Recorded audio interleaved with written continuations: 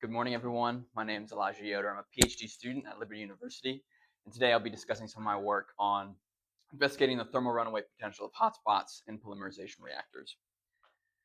And so polyethylene is a primary focus of this work, and these products are very common, right? If you look at the bottom of any plastic object and you see a 2 or a 5, a little recycling symbol, that's high-density polyethylene and low-density polyethylene, respectively.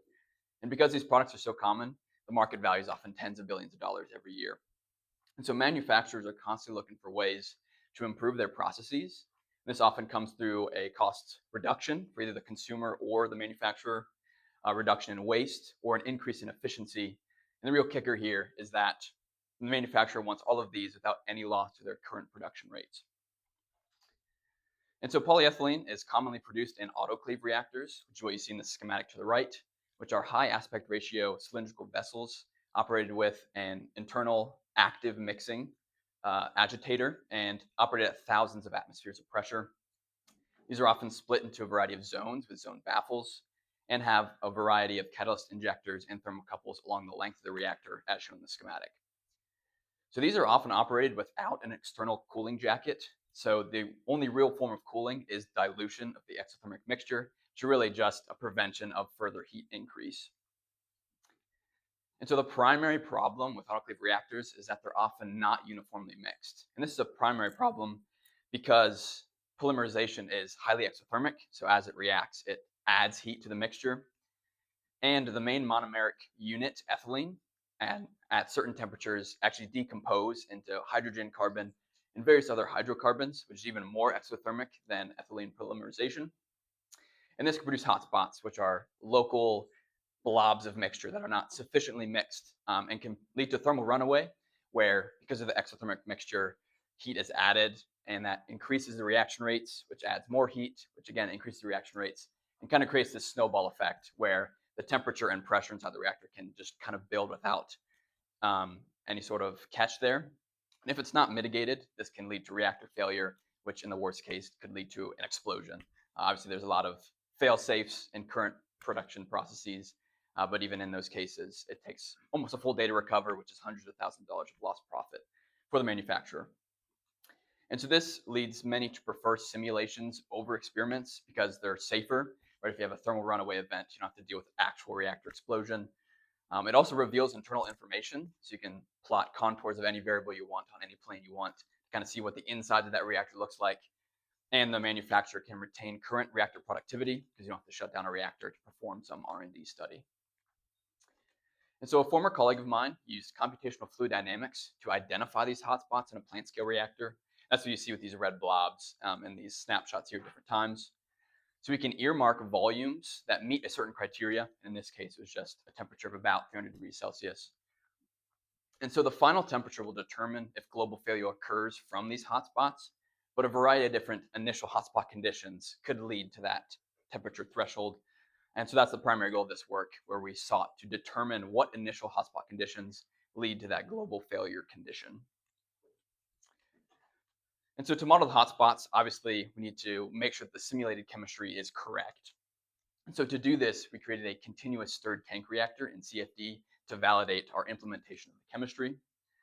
And so a CSTR is a simplified autoclave reactor that assumes a perfectly homogeneous mixture. Then we compared the results from our CFD model to an industry standard polymerization software that uses a true CSTR model. And so we're really only concerned with the heat transfer and primary species concentrations here. And so we can use a relatively simple chemistry scheme in this case, which just uses the three primary reactions for polymerization, those being initiation, the start of a polymer chain, propagation, the building of that chain, and then finally termination, the completion of a chain. So in this case, we don't really need various other branching or scission reactions, which are incorporated in more complex chemistry schemes.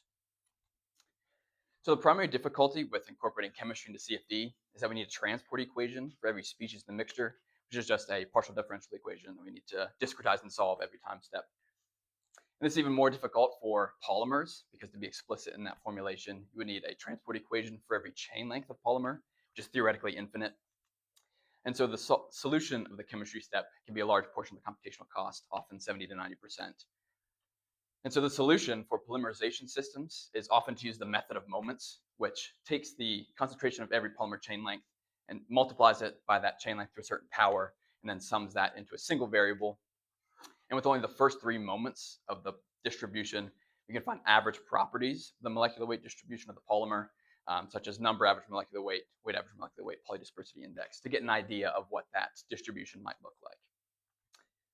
And so the result of our implementation process is we found that we needed the APID controller to obtain any sort of useful result in CFD. And this is exemplified in the figure to the right, where we have 2 CSTR cases that only varied in initial temperature by 100th of a Kelvin, where one did not have sufficient energy to sustain the reaction, and the other one, the thermal runaway, with the temperatures increased without bound.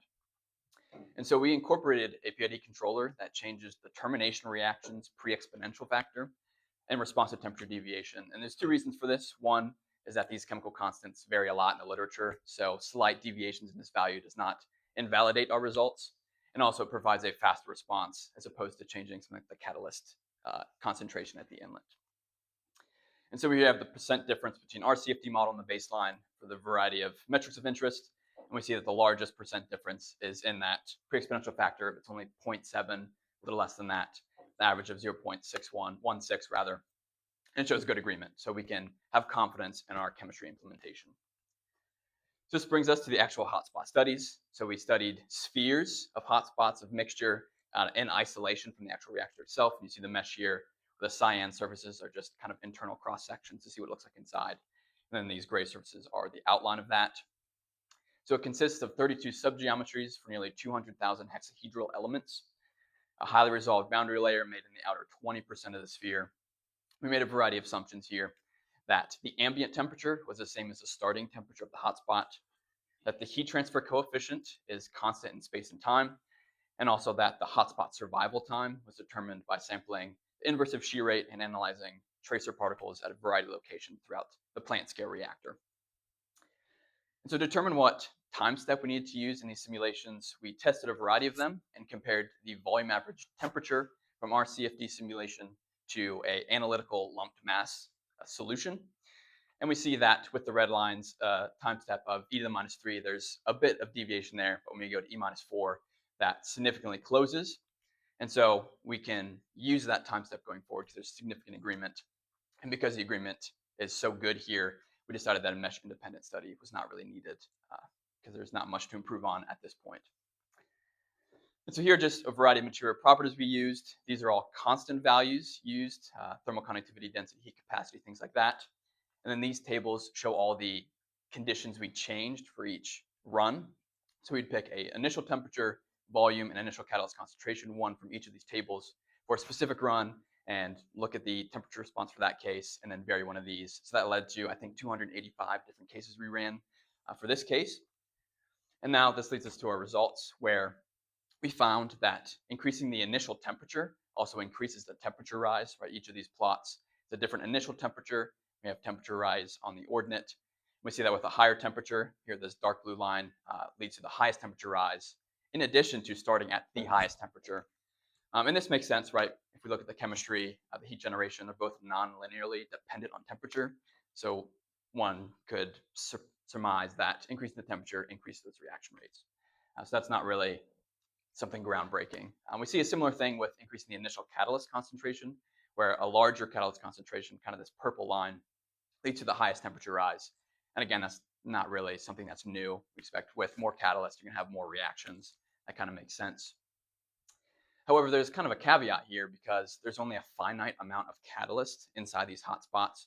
And so when that catalyst is completely consumed, there's no more heat generation. That's kind of shown here in the plot to the right, where you have temperature in orange, and then the polymerization rate and the catalyst concentration in blue. We see that kind of when that declines, it kind of goes to 0. The temperature stops increasing and just cooling off due to primarily conduction.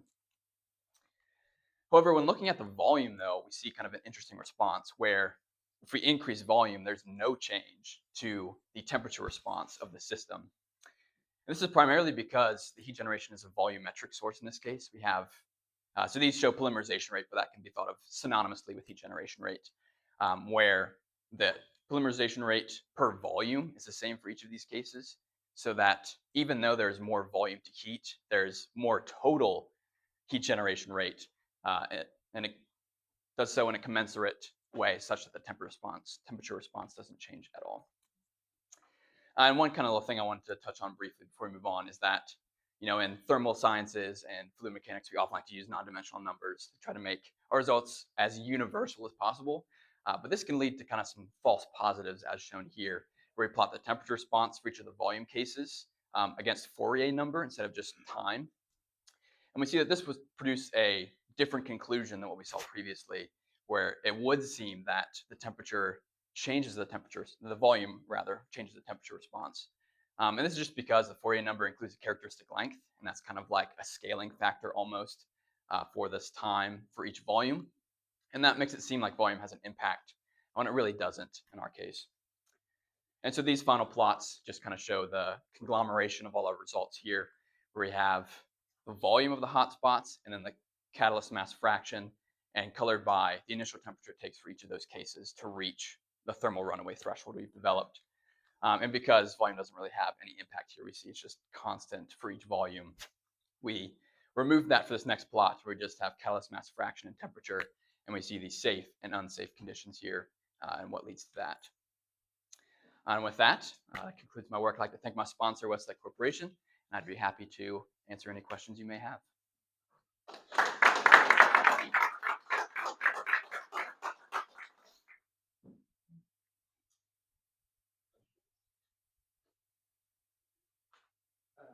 I got one. Sure. Thank you. Sorry, I'm not an industrial process guy. Sure. I'm not trying to come up to speed with business. And it's not exactly from your presentation, so I apologize for that. Yeah. But hotspot dynamics. As I understand it, you're looking at individual hotspots, right? And then so the next step will, what would it look like if they merge, split, things like that? It's much more complicated. Yeah. But just, I'm curious. Yeah, so this was mostly to kind of inform kind of what I showed previously. We have the earmarking of the hotspots in like a CFD reactor of the plant scale reactor. Sure, yeah. Let's see if I can get all the way back. But it's mostly to inform kind of as a early detection kind of measure for if we would expect thermal runaway to happen in a reactor.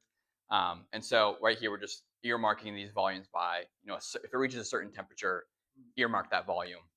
Whereas now we can use it as more of kind of a predictive measure. It's like if we find a hotspot that's got this initial temperature and this concentration that we've determined produces global failure, we can kind of catch that earlier. And hopefully, these plant reactors, our sponsor can maybe incorporate some of that into their plant reactor as well. It's kind of like an early catch mechanism, hopefully, to identify something that may lead to thermal runaway and change the process in some case to prevent thermal runaway. If that answers your question. I'll comment on that too. You're Brian, right? Yeah. So he won the student competition for the heat transfer design this year. So congratulations. No one else had it. It's not. Okay. Yeah, it was still good work. Yeah, so actually our full reactor already has all this merging all built in. We have chemistry, heat transfer, mass transfer, all that already built in the full reactor. Yeah. This was kind of a fun side project. We developed it and that kind of stuff we did. And we published that earlier this year. So this was really a small subset of the overall effort. Yeah, all of you. Yeah. Yeah, man.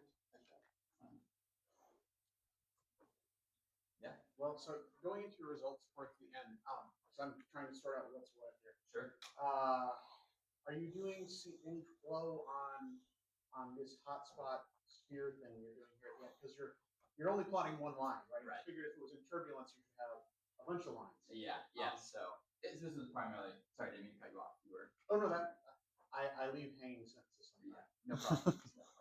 Yeah. So it's effectively just like a heat transfer study. There's really no flow in these cases because we're just assuming that these hotspots are already formed. You just want to see those specific dynamics of that hotspot in isolation. Well, we have an external heat transfer coefficient. Correct. Yeah. But no, there's no flow. Yeah, and the reason I'm interested is I've done a little on excitable reactions in stretched medium and what stretching does to it, the enhancing of the fusion from that. And I think that might be an interesting. Your thing is very close to what I was thinking, what I would like dream of. Yeah. And all you need to do is put a little stretch on it and see what happens. Yeah, we again, that's those features already in the reactor. I mean, each of them is molding because it's a turbulent reactor, so it's each of those blobs collision, compression, they're stretching, they're undergoing the different directional, velocity gradients. Exactly. And we just haven't picked one and really studied yet. But that's interesting. I think there's interesting. I can touch it. No, but there's interesting stuff. Yeah. Okay. Another question. All right, let's thank our speakers.